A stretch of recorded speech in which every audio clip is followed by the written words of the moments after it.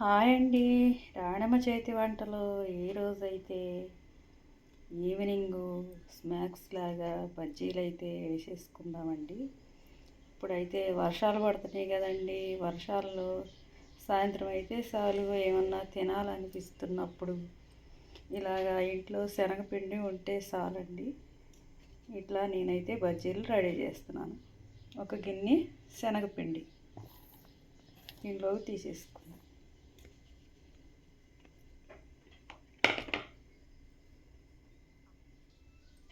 ఏం బజ్జీలా అనుకుంటున్నారా? ఇదిగోండి, బీరకాయ బజ్జీలు అయితే రెడీ చేస్తున్నాను. లేత బీరకాయలు 2 ఇలాగా పీస్ తీసేసి ఇట్లా బజ్జీకి సరిపోయేలాగా ఇట్లా కట్ చేసి పెట్టుకున్నానండి. ఇప్పుడైతే బజ్జీల పిండి కలిపేసుకుందాం. వీడియోలోకైతే వెళ్ళిపోదాం, చూద్దాం రండి. శనగపిండిలోకి ముందుగా కాస్త ఉప్పు వేసుకుందాం, కొద్దిగా కారం,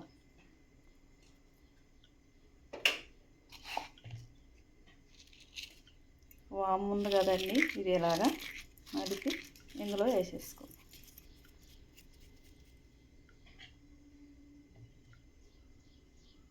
కొద్దిగా ఆయిల్ కూడా వేసేసుకుందాం. ఈ మొత్తం కొంచెం పిండిలో కలిసేలాగా కలుపుదాం.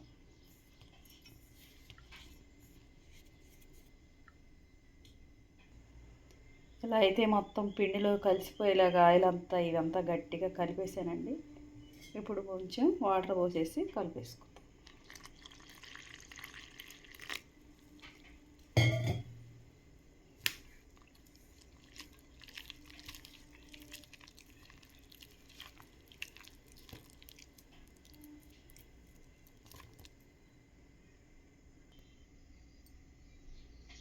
ఇలాగైతే కలిపేసామండి. ఇలాగైతే సరిపోతుంది. కొంచెం గట్టిగానే ఉండాలి, బీరకాయ కదండి, లేకపోతే కొంచెం ఆయిల్ ఎక్కువ పీలుస్తుంది. దీంట్లో కొద్దిగా సోడా ఉప్పు వేసుకుందాం. ఇది కూడా కలిపేసుకుందాం.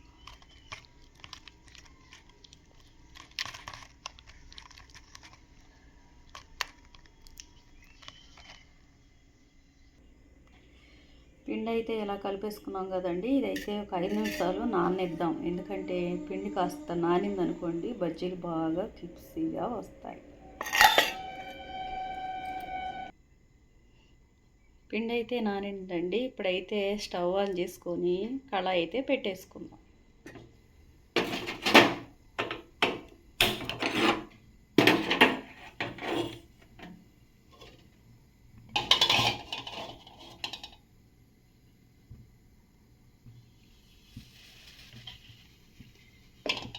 ఆయిల్ అయితే పోసేసుకుందాం.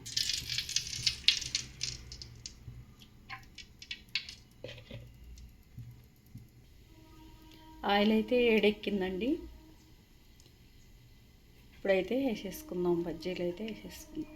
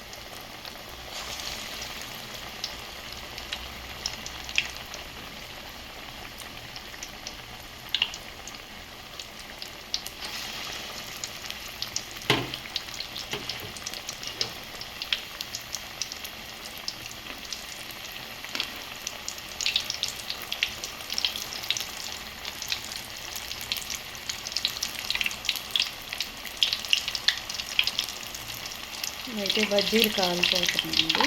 ఇలా మళ్ళీ తిప్పుకోండి.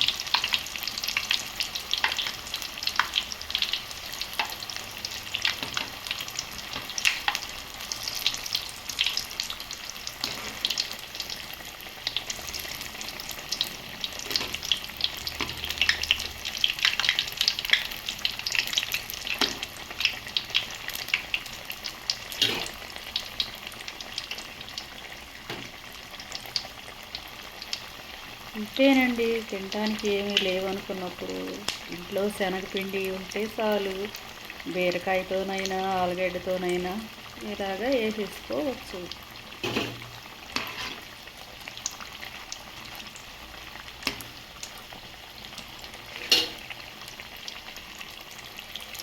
బజ్జీలు అయితే బాగా వేగాయండి. ఇప్పుడు తీసుకొని వేరే గిన్నెలో పెట్టేస్తాం. ఇలా పేపర్ పెట్టుకొని వేసేస్తాం.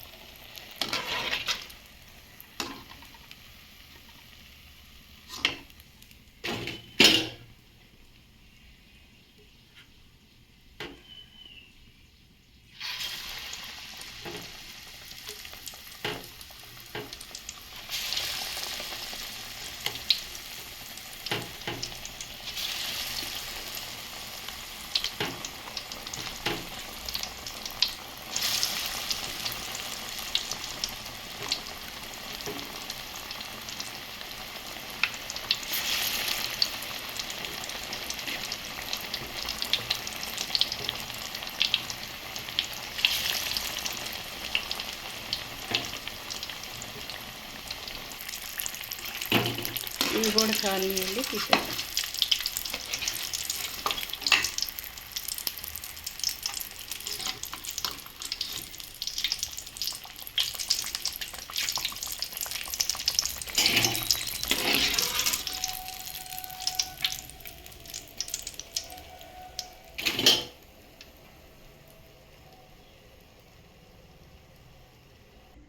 ఇంతేనండి, వేడివేడి బజ్జీలు అయితే రెడీ అయిపోయినాయండి. ఇవి ఇలాగ వేరే ప్లేట్లోకి తీసుకొని వేడివేడిగా తినడమే. ఉల్లిపాయలు, మసాలా కారం, చట్నీ, వీటితో వేడివేడిగా తింటుంటే వర్షంలో ఏముంటుందండి. ఇంతేనండి. ఈ వీడియో కానీ మీకు నచ్చినట్టయితే మీరు కూడా చేసుకొని తినండి. ఒక లైక్ చేయండి.